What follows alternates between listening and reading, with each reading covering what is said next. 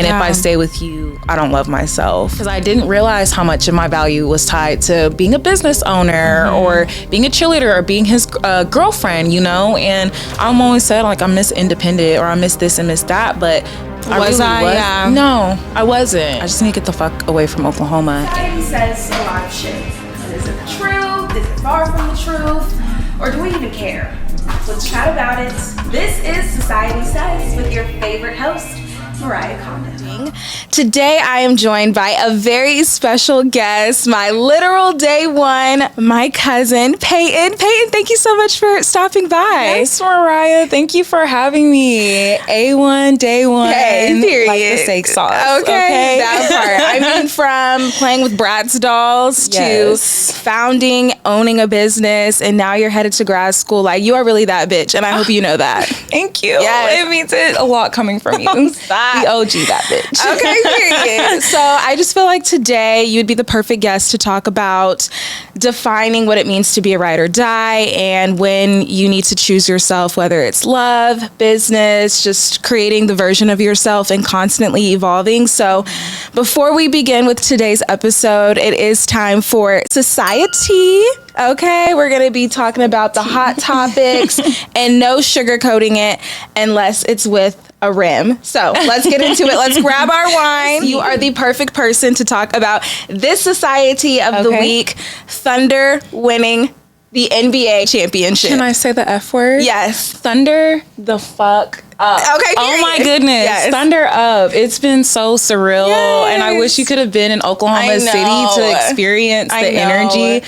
But it is just so contagious. I know people always talk about like the energy of going to a Thunder game in general and how it's just so loud that the floor literally shakes. Loud City, baby. It's loud. We deserve it, though. We do. Us Thunder fans have been through some tumultuous times, babes. Tumultuous. Like going from thinking that we were gonna win back in 2012 to having to go through the rebuilding and just like losing KD, losing James Harden, then losing Russell Westbrook. Like we have been through it. I feel like it's so weird because collectively I feel like our age group, we refer to it as like having PTSD of like being a Thunder fan. Like we all were like, F this shit. Like I actually stopped watching NBA basketball completely because I was like so convicted that the NBA was rigged because there's just no way that my dream team, my Thunder, KD, Harden, Westbrook, Cephalosha,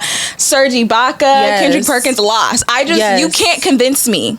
So it was really hard. Literally. How do you feel about people insinuating this idea that the Thunder won by default because whatever that guy's name tore his Achilles? Right. I saw that, honestly, like just a couple days ago, like people were saying, oh, the Thunder won, like they had a Mickey Mouse run and then pointing out all the injuries. But it's like, there's injuries in all seasons. Yeah, it's the name of the game. That's what happens. You're playing basketball. Yeah. I mean, in every sport, by the time the end of the season comes, you're going to have injuries. You're going to have players who get hurt. You're going to have coaches who move. So that's just the name of the game. And I think people are just trying to shit on Oklahoma, if we're being honest. People are trying to minimize it because we are Oklahoma City.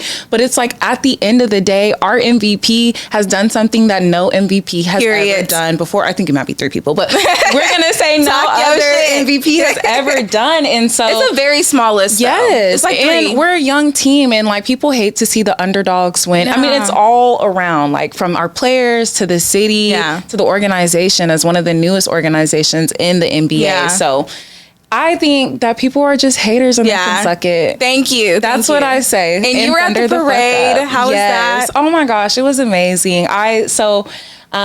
If you're not super familiar with Oklahoma City, we had a bombing the first domestic bombing took place in Oklahoma City at the Murr building, and I actually work in the building behind it. And so I walked over from that building and like, it was just so much energy out there. And they had a lot of people who work in the corporate offices coming on the buses first. But then when the players came, it literally caught me so off guard because all of a sudden Shay just runs by and then it's J-Dub. And I remember J-Dub stopped in front of me and was like, I love them so much. Yes, it is. And you can just feel the energy. And as like I used to intern for the Thunder as well back in 2023. It was so sweet just to see all the people who've been with the Thunder from the start on those buses and just smiling, happy, because they deserve it. The people who work in the Thunder office deserve it just as much as the players did. And winning a championship really puts eyes on OKC and just Oklahoma in general. And so I'm really excited. In the words of Asian Duke Dennis, we the fucking champs. We the fucking champs. Okay, period. I was so happy for my dad. Like, he was the first person I thought of, because he was just like so excited. And I called him right before I called you when I was at the bar, and I was like, Dad, we did it. And he was like, I know, baby. I'm so happy. Yes. And that was like the highlight of my night, getting a FaceTime call from Mariah. And we can hear each other. No. But I was walking the streets after we won. It was just so surreal. And I feel like it did fix racism in Oklahoma just a little bit. We're a little bit closer. For context, we're both from Oklahoma. So we grew up together. We're 2 years apart. What was it like growing up with me as a kid in our teen phase? Like, what was it like? Amazing. You have to say that. No, but like for real, like, okay, I will be honest.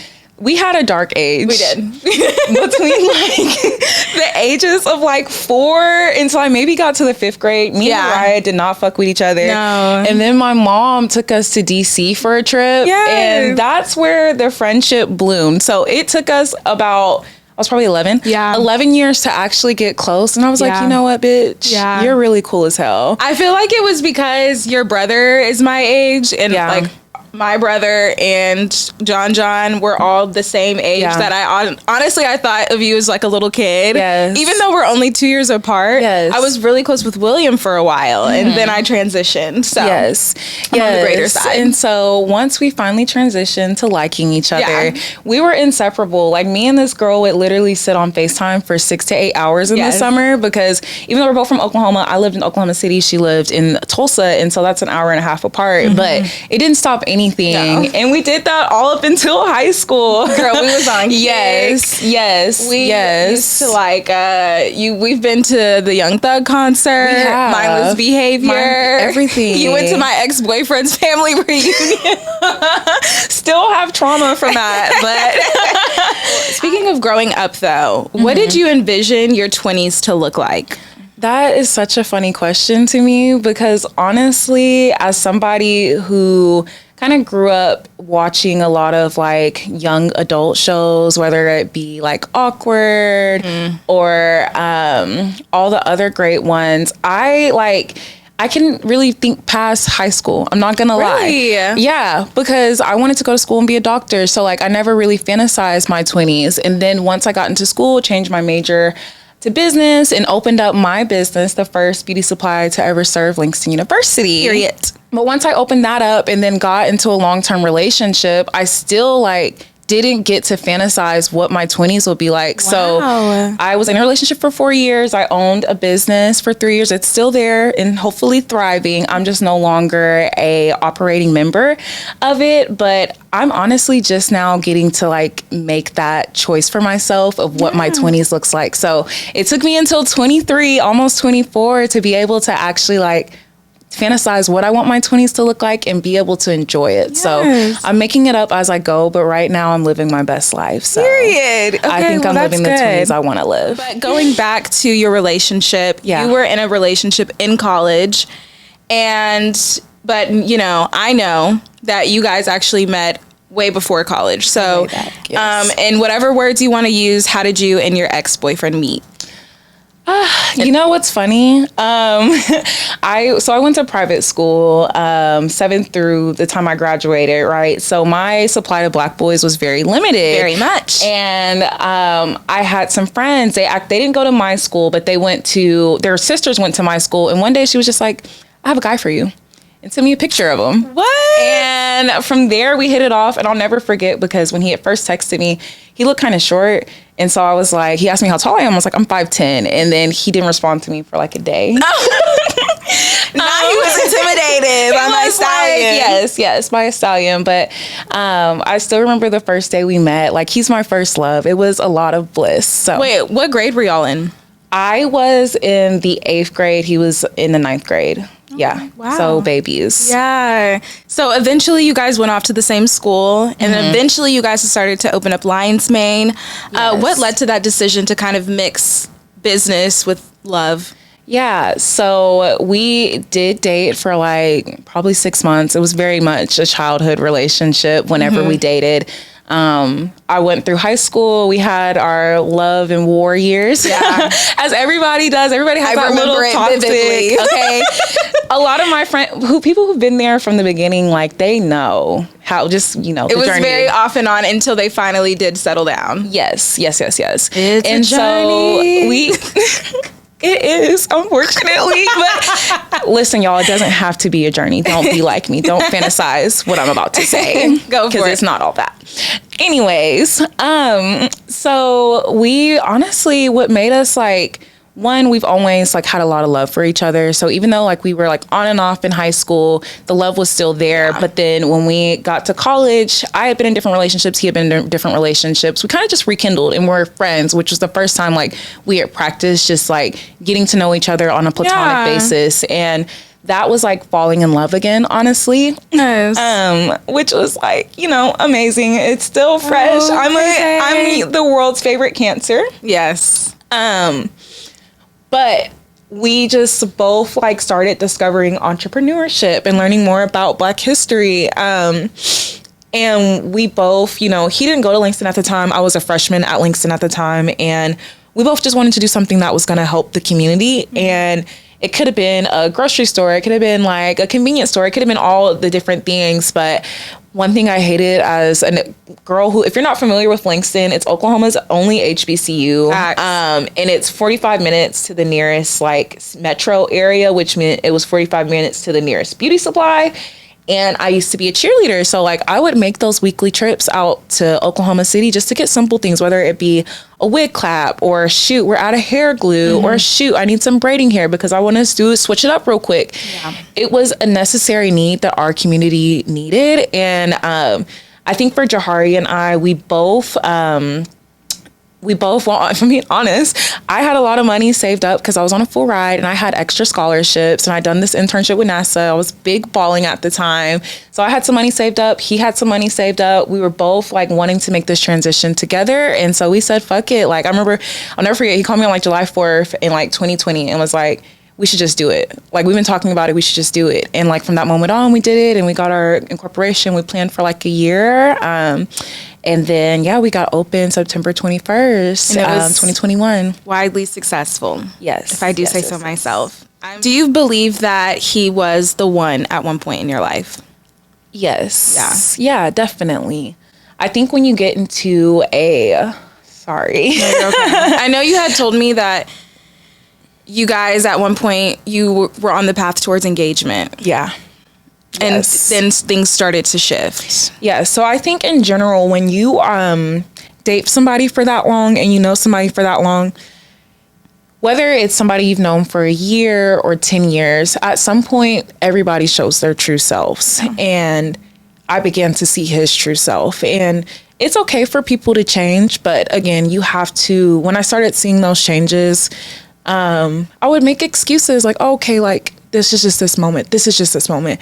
And then everybody has that breaking point. And I think that's what it was for me. Yeah. But at one point, yes, I did believe it. But once we got to do a little bit more life together, it was like, okay. Yeah. For sure. So was it more of a situation where one day he woke up and he just like completely switched up? Or do you think you guys kept a lot of your relationship private and had this kind of like, we're in public and this is how people are going to view our relationship?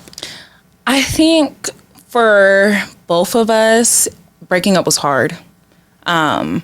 But from my perspective, whenever the last situation happened, I was done. Yeah. And I'm not a public person like that. So I wasn't just going to be going around, oh, we're broken up. Right. But it's like so funny how much people are in my business as a beauty supply. Like, I think that, which is good to a certain extent, because like, I'm glad that we could be a good representation of Black love for Langston students. Yeah. But I was so mad one time that I actually like put an unlock emoji in my notes and people were sending screenshots of it in group messages. People be so messy. They were sending it to people who were close to me. Like, is this for real? Like, oh my gosh, I can't believe it. And it was for real, but I just was being like, I'm like, it's just an unlock emoji. That doesn't mean anything. Yeah. But I think for him, it took him a long time to like really realize that, damn, I fucked up and she's dead ass. And so he honestly didn't even really start telling people like, okay, we're not together until probably February. Yeah, he was definitely we broke up in the block. September. So yes, and this, no shade. No shade. Yes. But I would be like, no, we're not together. If you ask me, I'm not gonna lie. Yeah, because we weren't. Yeah. But I don't necessarily wasn't screaming it from the rooftops. But if it came up in conversation, I was comfortable talking about it. I feel like him being an Aquarius, like we don't fall easily, so when we do, we get attached, and then it's like hard to let go. But you know, you had been emotional throughout the relationship, and you were vulnerable in that relationship. So when you said you were done, and niggas need to start believing that. They do. Niggas need to start realizing if you fuck up, you fuck up. Okay. Like, fat meat is greasy. Thank you. So you ultimately made the decision to walk away from Lion's Mane Beauty Supply. Was that due to the relationship, or was it because you're going off to grad school? So I feel like it was a little bit of both. And so at the time, I had no thoughts of even going to grad school. Honestly, if you wanted to know, if we were to talk last summer, I would have been preparing to open a second location right now. We would have been in the process of trying to buy our building, and I would have been engaged and on the way to being happily married, and she would have been a bridesmaid. So the breakup really just gave me time to think about what's good for me. And when it came to grad school, I was like, I just need to get the fuck away from Oklahoma. And I was already like, we were in a situation where this guy had came to the store. Like, unfortunately, like, well, these white people are trying to settle Langston. Aren't they? Oklahoma's first, all black towns. Okay. Anyways, he came to the store and was like asking about our owners and stuff. And was just kind of like, you know, we need to start like looking to like speed up buying the store. And I just had so much anxiety in that moment. And this was before we had broken up. Like, I felt myself getting ready to literally break down when he was talking about it. But I think that my heart had been out of the business, because the thought of being tied to it for 10 years, I wasn't ready for that. Or 10, 30 years, however long it would have taken to pay off that mortgage. I really wasn't ready for that. And so whenever, you know, the stuff went wrong in our relationship, that is what pushed me to move away from the business, because I know that if I stayed with him, if I stayed in the business, I would likely stay with him, and that was not going to be good for me. And so I had to make that hard decision to leave. And I feel like in this period of time, like, God just was really like, no, you were never supposed to be here in the first place. Ooh. And I always tell people, like, you know, I can always go back and start a beauty supply now. Yeah. And it can be successful, but there's a lot of life to live. Like, I started a business when I was 19. I would be a lie if I were to sit up here and tell you, like, I knew everything by the time I was 23. Like, there's a lot of mistakes I probably would have made if I opened up a business. I would have been stressed. My hair would have been falling out. And I told him, like, I never wanted to run a business by myself in the first place. So that was just kind of, again, a me choosing me moment. And it was scary. It was very scary, but it's the best decision that I could have made. And now that I'm out of the storm, like, I just texted somebody yesterday, like, the storm doesn't always last forever. And then no matter how severe the storm is, the storm always ends. Yeah, so. I'm so proud of you. Thank you. It is never easy choosing yourself. What did it feel like in that initial moment of you deciding to walk away from both the man and the business? So the man came first. First came the chicken or the egg? And I'll never, like, I saw this, like, person, I don't know who it was on TikTok, but, like, they just made this video where they were like, when they're thinking about something that a man does, and it's something like, just say to yourself, would my husband do this? I did see that. And that's so true. My husband would not do that. Yeah. And I had so many of those build up to where it was like, no. And if I stay with you, I don't love myself. Tia! So, because it's like, if I'm accepting this from a man who's supposed to be my husband. Yeah.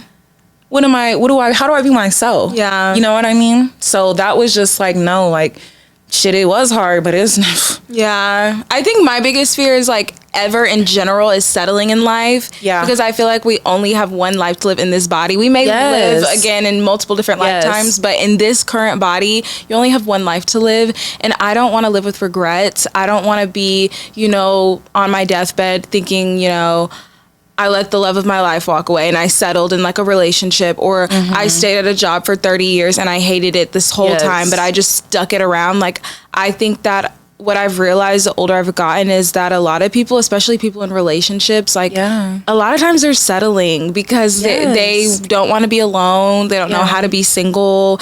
They, you know, have this, you know, vision of like, oh, I'm going to get married in my 20s. You know, I'm going to have babies in my 30s. And like they force that person to be that person, but you cannot force people to fit into the mold that they created. The best thing you do is just walk away. So I'm proud of you. Thank you. And then in terms of the business, that came on in January, and we had one more really bad argument.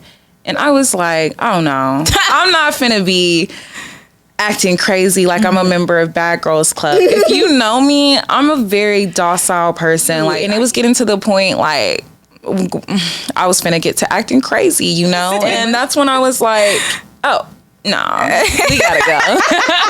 We gotta go. And I left. So now you're in your healing process. And can I just say, when you first told me about the breakup versus you now, you are glowing and fabulous and so happy. What has this healing process been for you? It has been a process of self-discovery. I think that's the best way to say it. Like, you were just mentioning how like people get stuck on their titles, their job, putting their worth and value in things that God never intended it to be. I think God always intended our value to be one from within, but then also from Him. Okay, talk about it. And so I feel like I got humbled because I didn't realize how much of my value was tied to being a business owner or being a cheerleader or being his girlfriend, you know? And I'm always said, like, I miss independent or I miss this and miss that. But no, I wasn't. Yeah. I had to really, like, humble myself. And, like, when you're been in a relationship for 4 years or you've done something for 4 years, that's who everybody knows you as, it's so scary when it's taken away. Yeah. And you're alone and you're having to figure out, okay, I know that like I was my own person then, but it just feels so different now. And I think that that's normal to go through that feeling of like, shit, like I'm lonely as shit. But then it's also like, okay, you still have a decision to make. Are you going to go find that in other people? Or are you going to go find it in God and work on yourself? And I think that that's just been this time is one, allowing myself to feel things, but then also extending myself grace as well. And taking time to slow down and explore, have fun with my friends since I'm not as busy anymore. My cousins are always like, Peyton, you've been outside. And I'm like, you know what? Yes, I have been. Yes, I have been. Yes. The accusations are true. Love that because it's so true. I remember, you know, back when Twitter was Twitter, I made this tweet in college about how your significant other should be more in your life. They shouldn't be the end all be all in your life. And they shouldn't make you happy. They shouldn't make you feel loved. They shouldn't make you feel safe. They should make you feel more loved, more happy, more safe. Because if they leave, they're going to take that with them. And then you'll be left feeling unhappy, unsafe, unloved. But it's like it's a really hard concept when your identity is tied to that person because it can be harder for anything or anyone to fill that void. So I just appreciate you so much for being able to choose yourself and also still have fun. Yes. And that brings me to my next question, which is what era of single are you in right now? Are you in the healing girl era? Are you in hoe phase era? Are you in me era? It's me season. I think I'm in me season. Period. I don't necessarily want to say I'm in a hoe phase. I went on my first date like 3 weeks ago. Oh my God, how was it? It was fun. It was chill. I'm not in love, so don't worry about that. If you're interested, you know, the phone will still pick up. So I've just taken things like piece by piece, you know, but I definitely think it's more about me. Like, if I don't like you, I'm not going to talk to you. And I think something I had to learn, like, just because I'm so used to being in a relationship. You are a serial relationship girl. Yeah. I will say, Peyton is a lover girl through and through. I am, and I'm not used to like having to like do the fake thing. Like you either love me or you don't. Like I feel like when you meet me, you should be in love with me. Yes, and it has not worked like that. So she's very easy to love. Thank you.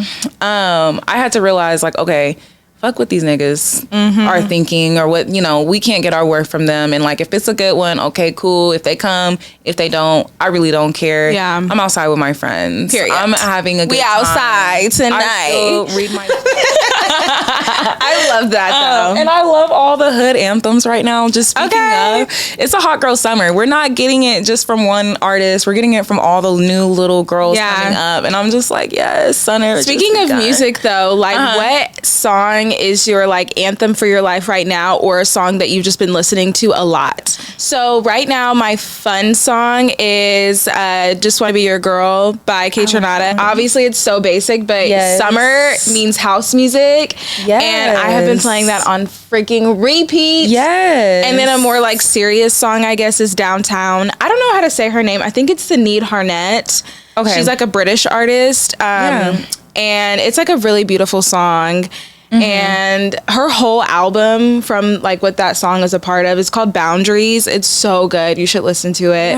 But yeah, those are my current playlist. Okay. I feel like I'll wait on my hype song, but like my songs that like have been calming me, I like feel like my aunties right now because I understand why they listen to gospel music. Shout out on to the way aunties to work. But right now I love Brighter Day by Kirk Franklin. Brighter Day, yes. In the car jamming. And then I love Kanye's Sunday Soul Service. Yes. That I love. There's a couple songs that I love, but one that I'll like play and it just calms me down is Rain. And it's like, yes, I can't sing, so I'm not gonna harmonize y'all. Those are some good ones though. So yeah, those calm me down. They center me. Brighter Day gets me hyped because it's a brighter day. Yeah. Even I Smile by Kirk Franklin. I used to think it was kind of corny as a kid, but like I literally can't. Sometimes I listen to it and cry because it's like, yes, like when you really have gone through it, you understand why. Yeah. What advice would you give someone who is scared to choose himself? They're scared to leave that relationship, scared to leave that job, scared to, repivot.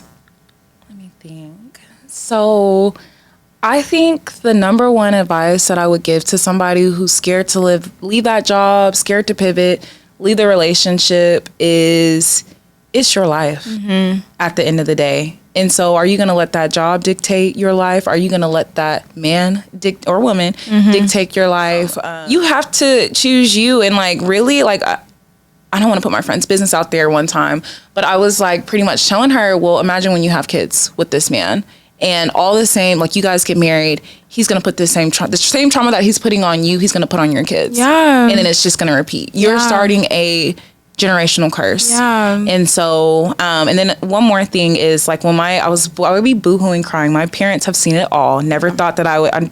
I'm very private. I don't tell my parents shit. Yeah. So that's how I was going through it. I live at home with my parents right now. Anyways, he told me, like, he read me Corinthians 13:1. And it's a verse about love. Corinthians is a book of love. And we read it and he was like, if you can't love yourself right now, if he's making, I didn't even tell my daddy everything that happened, but he's like, if he's making you feel like this, you can't love yourself. And if you can't love yourself, you can't love God. And I think that just really best dad in the world. Yeah. That brought me to tears because it's true. Like if you can't love yourself, if you're being in a situation that is afflicting your ability to love yourself and value yourself, how can you value God? Will God want you there? Yes. So. Oh my God. I love you so much, Pepe. Oh, I love you too. I want to end this with, what are you most excited for in your next season? What's next for you? Honestly, I'm just excited to be open. I feel like I've never had this much freedom to choose. It's beautiful. Yes, it is. As someone who's always been really busy or in sports, like I said, I was a collegiate athlete. I was an honor student. I was president of the Scholar Club at one point. And then I was a business owner in school. Like, my schedule was pretty damn tied up. And I finally beat imposter syndrome. I used to say, like, yes, I'm that bitch. But, like, I believe it now. You are. So it's just, I'm just open. And I'm just, like, enjoying my freedom. I'm enjoying my 20s for once. Period. Thank God. I just be thanking God. Yes. So just, yeah. One thing I have heard is like people in their 30s say the 30s are like the best era because that's when you really accept yourself fully, and like 20s is the time for you to fuck up and just figure shit out. So you're already on the right track and you're living and loving your life, and I'm so happy for you because I just feel like at the end of the day, society has a lot to say, puts a lot of labels on us, and it doesn't always have to be true, and it doesn't have to define us. And I feel like this episode is perfect for any person who ever had to walk away from a situation that no longer served them, whether that's love, business, relationships, friendships. And I feel like you are the best person for this episode because you are a true testament and the blueprint for self-love, self-trust, and choosing yourself with love and grace. And so I'm just so happy to call you my cousin, call you one of my best friends, all the things. To see you grow and evolve. Like, I'm blessed. To know you is to love you, and I'm just so proud of you. Like, you are really that bitch. No, you are too. You. She's OG that bitch. But no, seriously, thank you. And just thank you for creating an environment to open up conversations like this. It's so important. And I have another friend, she's in DC. Shout out to Christy. She's a bad bitch. Mariah's a bad bitch. I'm a bad bitch. But it seems like God's putting the bad bitches through a lot of shit right now. Oh my God, literally. And I think that we need to have more conversations like this just so that like we know that we're not alone. Yeah. And what we're going through, everybody's going through. Yeah. And so thank you for creating Society Says and just stepping into your purpose. It's so amazing. One, to be a part of your journey, but then two, to see you glow and grow because we've both been through a lot this year. We really have. And that's another thing I just want to end on real quick. Another thing I wanted to say is you really helped me a lot in my season. Like my season was so hard that like it had me questioning God. And like you were always reminding me that like God has a bigger purpose for me, and you have been so like you use God as an anchor in your time, and it shows because like your healing has made you look so beautiful and glowing, and you're just, you know, you're running, you're she's a track star. But no, for real, like that is like a true testament and of the type of godly woman that you are. Like I can see God through you all the time, and you had to be there for me and remind me that God is with me as well. So I just thank you and I appreciate you. Thank you. So if anyone is in the predicament where they have to choose themselves, know that you do not have to live life by default. It's okay to pivot.